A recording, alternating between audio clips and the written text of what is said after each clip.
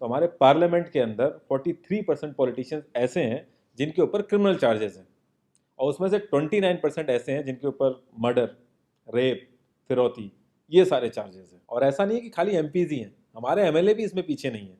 अगर मैं 2015 दिल्ली इलेक्शन की बात करूं तो उसमें 70 में से 43 नेता ऐसे जीत के आए थे जिनके ऊपर क्रिमिनल चार्जेस थे।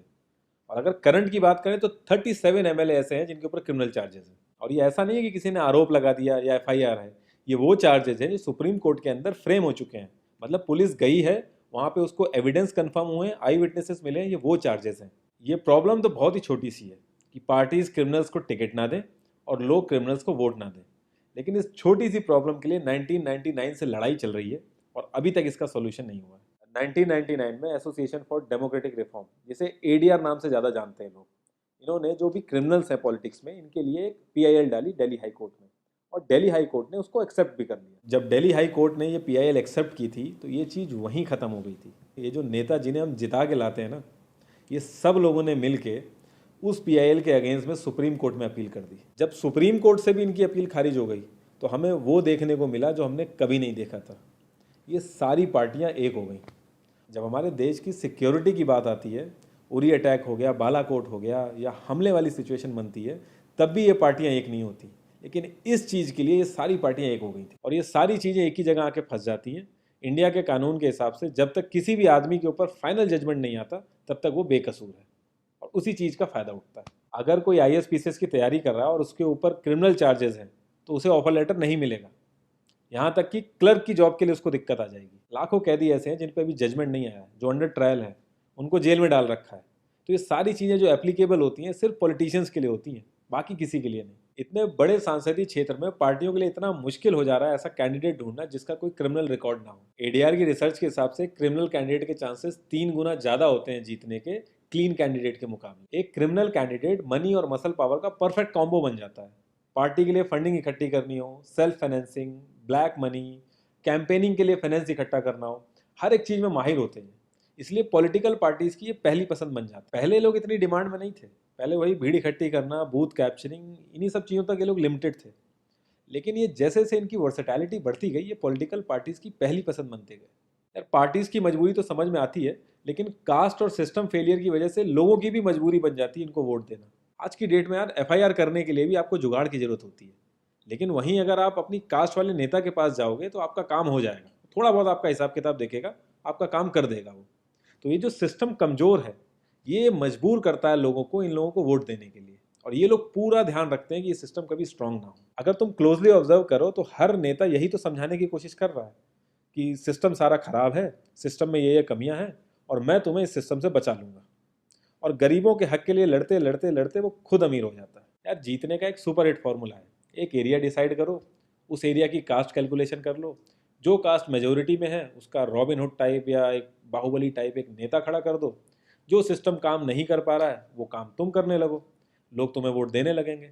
इन केस अगर कोई ज़्यादा होशियार बन रहा है या लोगों में ज़्यादा समझ आ गई है तो एक छोटा सा दंगा करा दो, लोगों की मजबूरी बन जाएगा तुम्हें वोट करना। Centre for media studies CMS, इसके हिसाब से लास्ट लोकसभा जो 2019 का था उसमें 50,000 करोड़ से भी ज़्यादा पैसा इन्वॉल्व था। पूरे वर्ल्ड में इंडिया सबसे ज़्यादा पैसा खर्च करता है इलेक्शन में, यूएसए से भी ज़्यादा। तो यार तुम्हें क्या लगता है, इतना पैसा खर्च करके कोई जब आएगा तो वो रिटर्न ऑफ इन्वेस्टमेंट नहीं देखेगा? ऐसे ये सारी पार्टीज आपस में कितना लड़ती रहती हैं, कितने वैचारिक मतभेद हैं इनके आपस में, लेकिन जब भी ट्रांसपेरेंसी इन पार्टी फंडिंग की बात आती है ये सब लोग एक जैसा राग अलापते हैं। ये लोग कभी भी पार्टी फंडिंग में ट्रांसपेरेंसी आने ही नहीं देंगे। एक बार जब ये लोग पावर में आते हैं ना तो पूरा का पूरा सिस्टम इनके हिसाब से चलता है, और जो पुलिस वाले इनके हिसाब से नहीं चलते ना उनका ट्रांसफर हो जाता है। 144 पुलिस ऑफिसर्स 1 लाख लोगों की सिक्योरिटी देख रहे हैं, और जब हमारे नेताओं की बात आती है तो 47,000 पुलिस वाले 14,842 नेताओं को सिक्योरिटी दे रहे हैं। अब बाहुबलियों को क्या जरूरत है सिक्योरिटी की? कभी किसी क्रिमिनल को देखा है जिसके आगे पीछे आईएएस पीसीएस पुलिस वाले जी हजूरी कर रहे होते हैं? बहुत ही वर्स्ट सीन होता है वो। हर साल रिपोर्ट्स आती हैं कि 75% से भी ज़्यादा लोगों को पुलिस पे भरोसा ही नहीं है। इंडिया एक इकलौती ऐसी जगह है जहाँ पे पुलिस को देख के इंसान सेफ फील करने की बजाय डरता है। एक 15 साल के बच्चे तक को पता है कि आईपीएल में सट्टा लगाने के लिए किसके पास जाना है, लेकिन हमारी पुलिस को नहीं पता। और ये सारा सिस्टम, ये जो वीक सिस्टम है, हमारे नेताओं को बहुत सूट करता है, क्योंकि जिस दिन ये स्ट्रांग हो गया तो इन सब की दुकानें बंद हो जाएंगी। इंडिया की 65% आबादी 35 की एज से नीचे है, जो हमारा लोकसभा है उसकी एवरेज एज है 54 और राज्यसभा की एज 63.5 है। एक दो केस अगर छोड़ दें तो आम आदमी के लिए पॉलिटिक्स में घुसने का रास्ता नहीं है। अगर आप गूगल पे सर्च करोगे ना टॉप 10 यंग पॉलिटिशियंस, तो एक भी नाम उसमें ऐसा नहीं होगा जिसका कोई फैमिली से पॉलिटिकल कनेक्शन ना हो। आज़ादी के बाद से 0.5% से भी कम पॉलिटिशियंस ने अपने बच्चों को आर्मी में भेजा है। वहाँ नहीं भेजते ये लोग। हम लोग इनसे मैनिफेस्टो में डिमांड ही कहाँ करते हैं। हम तो बस रिलीजियस मुद्दे देखते हैं मैनिफेस्टो में और खुश हो जाते हैं।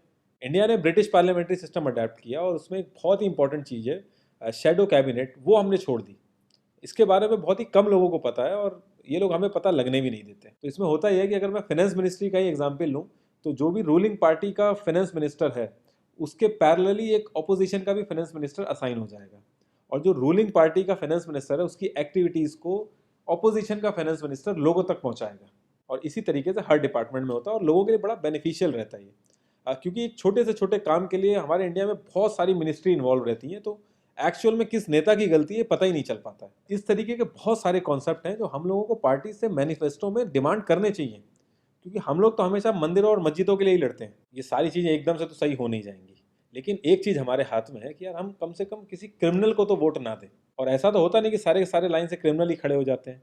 हमें बस इतना करना है कि जो भी कैंडिडेट क्रिमिनल है हमें बस उसे वोट नहीं देना है, भले ही वो हमारी फेवरेट पार्टी का हो, भले ही वो हमारी कास्ट का हो। बस एक दो बार हमें ऐसे करना है, फिर इन लोगों को टिकट ही मिलना बंद हो जाएगा पार्टियों से। जितनी रिसर्च हम अपना मोबाइल फ़ोन खरीदने में करते हैं ना, उसकी 10% रिसर्च भी अगर हमने अपने कैंडिडेट के बारे में कर ली तो ये क्रिमिनल जितने भी हैं पार्लियामेंट में नहीं दिखेंगे, ये वहीं दिखेंगे जहाँ इनको होना चाहिए।